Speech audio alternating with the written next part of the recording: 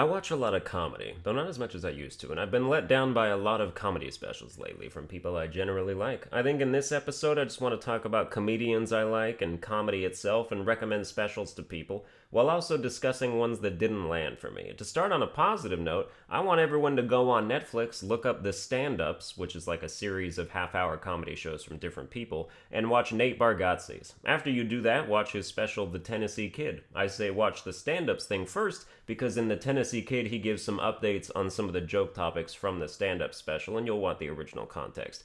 Nate Bargatze is rising through the ranks to become one of my favorite comedians of all time. He has a bit of a southern drawl to him, and he talks in a very nondescript, relaxed tone that's easy to listen to. I don't like the designation of clean comedy because it puts people in boxes and reduces their value to merely the selection of their topics and word usage, but you don't have to worry about who's in the room if you put him on. The Tennessee Kid is a top 5 special for me, and Nate Bargatze is never disappointed. I actually just looked, and apparently he's got a new special called The Greatest Average American coming out on Netflix in like less than a week, and I will be very happy if I don't have to retract what I just said. I also recommend Joe List, who got second place in the last season of Last Comic Standing, even though he should have won. He has a free special on YouTube called I Hate Myself, and if you're looking for expertly written self-deprecating humor about anxiety and annoying situations, you really ought to check that out.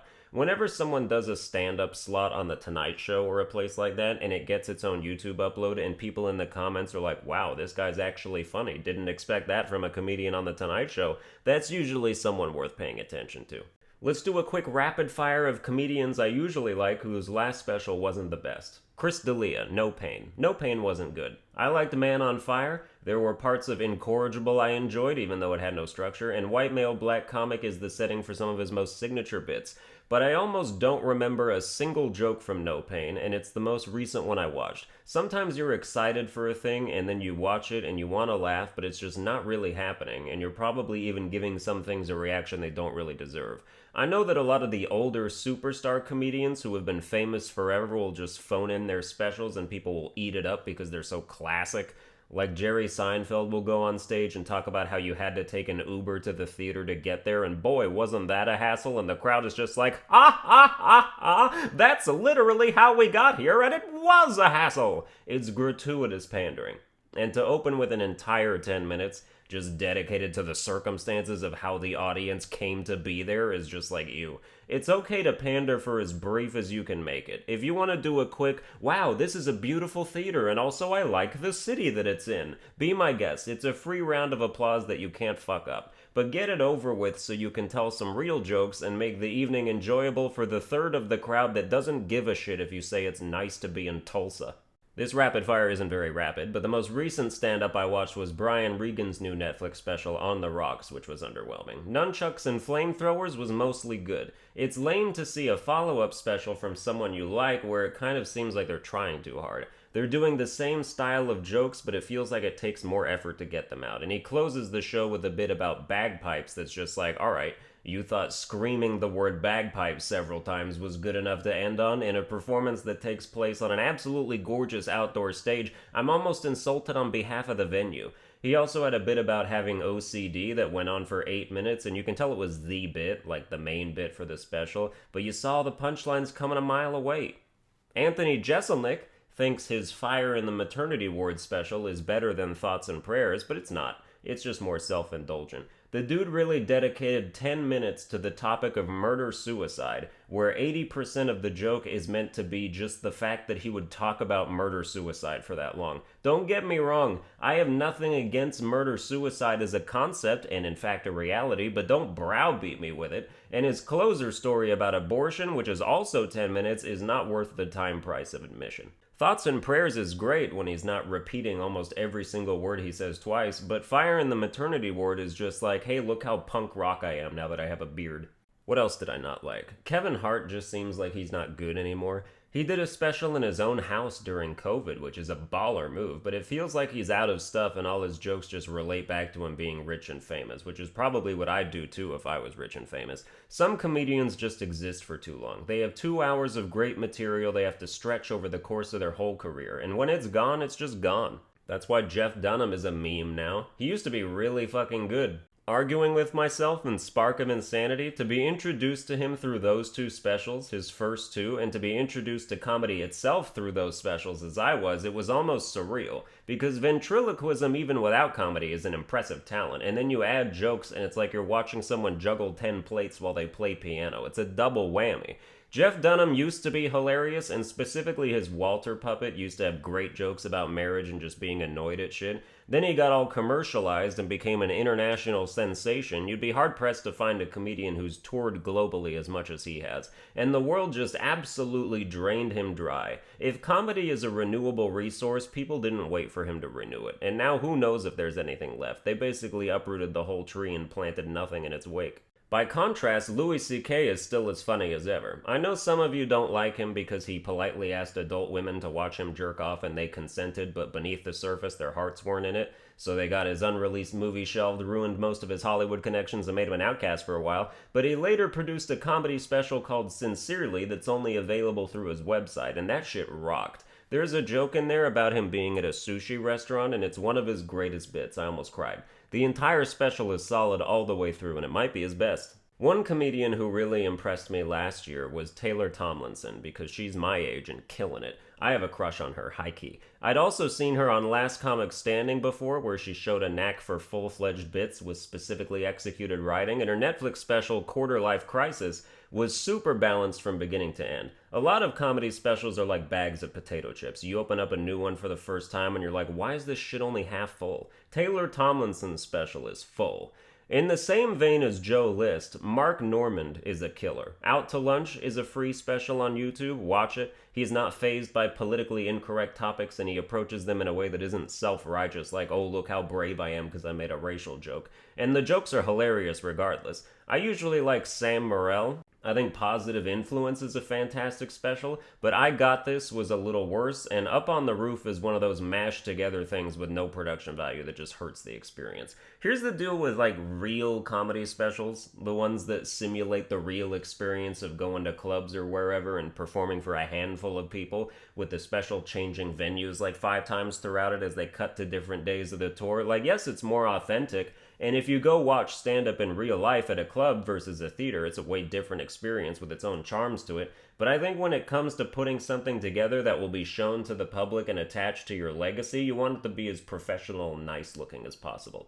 Some people reject the corporatization of stand-up, but like, you don't have to be dressed in business casual with a briefcase on stage at Carnegie Hall. You can just have some high-end cameras with good lighting and professional studio audio while you wear dirty jeans and a hoodie and talk about pedophilia. You're still being yourself. It just also looks nice for the people who you want to watch your special.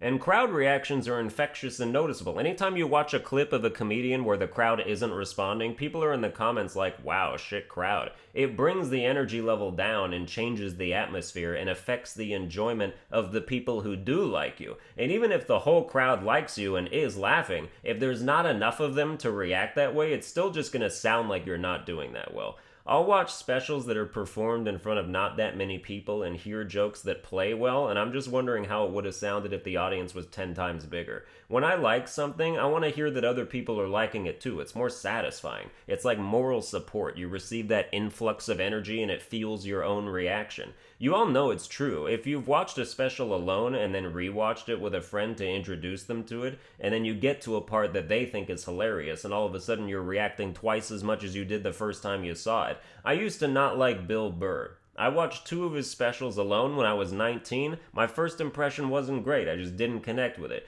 Then I showed those same specials to my dad a year later and saw it truly connect with him in real time, and I completely changed my mind and was laughing right along with him. There's a camaraderie to comedy that's straight up magical. It transcends the individual experience and reaches into the nexus of humanity, like the hive mind of shared experience, and just ties people together like we're charging each other's cell phones. I think if I were to name my top 5 comedians working today, number 5 would be Taylor Tomlinson, number 4 would be Bill Burr, number 3 would be Louis C.K., number 2 would be Mark Normand, and I guess that makes Nate Bargatze number 1 for the time being. As far as other people who could have been considered, Bo Burnham doesn't really do stand-up anymore. Anthony Jeselnik would have to win me back with a good new special. Daniel Tosh hasn't done one in 6 years, and People Pleaser wasn't that good, even though Completely Serious is what got me into wanting to do comedy. I think John Mulaney is trending downhill. His last special at Radio City Music Hall, it just felt like the stage swallowed him up. He was shouting all his bits and they weren't great to begin with, and now I guess he's all in on children's musical theater. The Sack Lunch Bunch is shit. I tried. It's awful. I did theater in high school and was in musicals, but 9-year-olds singing about grandma's new boyfriend is not doing it for me. I don't know what the hell is going on with Jim Gaffigan. He released a bundle of like 4 specials taped in 4 different countries of him just explaining the country to them like a history lesson. It's literally 4 full-fledged specials of straight pandering. I thought Jerry Seinfeld was cringe for pandering for 10 minutes. I didn't know you could do it for 4 hours. And then he went on Twitter and started this blistering tirade of calling Trump and his supporters bigots for an hour out of nowhere, like it was his last day on Earth and he had to get it off his chest. I mean, I don't care if you want to call Trump a con man and a liar and a rapist and whatnot, and espouse left-wing political beliefs that nobody is surprised you have, because 90% of comedians have them because we're creative types, which is more associated psychologically with the left side of the political spectrum, fun fact. But when you disregard half the country as just bigots across the board because they disagree with you, that's just the same boring, lazy reductionism that doesn't get any more insightful as time goes on, and that's where he lost me. I was following him then and saw it all go down in real time. At first it was weird and exciting, then the bigots thing came and I was like, oh, weak line, no applause break. I do think Dave Chappelle is really good. I know he's like the biggest deal in comedy right now. He has this attitude where he just towers over other comedians, even the ones more successful than him. Bill Burr's like that too, in the sense that like nothing phases him.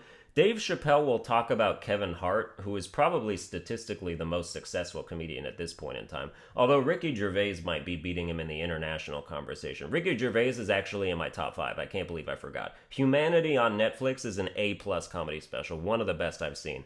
Anyway, Chappelle will talk about Kevin Hart like he's an up-and-comer, like just have that old school looking down at the new school demeanor, and Chappelle obviously respects him and likes him because he's defended him during periods of controversy, even in his own stand-up special, but it just really seems like nobody is above Dave Chappelle from a reverence standpoint. People revere him. He's out here winning Mark Twain awards, and Sticks and Stones on Netflix is another great recent special, which currently has a 35% critic rating on Rotten Tomatoes, up from the 0 it started out as, because critics are ideologically possessed pretentious snobs, and half the point of the special was to stick a middle finger in their faces. The general audience rating was of course sky high. I wish Donald Glover would do more comedy. His 2011 special Weirdo was good. I kind of aspire to be like him in terms of being famous for multiple things. Music, acting, directing, comedy. My end goal would be for people to see me in sort of the same vein they see him. Seth MacFarlane is another one. He's got comedy, music, acting, directing, and voice acting, which I'd also love to do. If you've ever wondered who my inspirations are, despite me not wanting to have any, they're at the top of the list. Well, that's going to do it for this episode. I hope you enjoyed it. If you did, you can like, share, and subscribe. Follow me on Twitter at Sunburned Albino. Consider becoming a channel member to support me financially by clicking the blue join button under this video, which will give you access to my exclusive Discord server in the community tab. And I'll see you guys next time.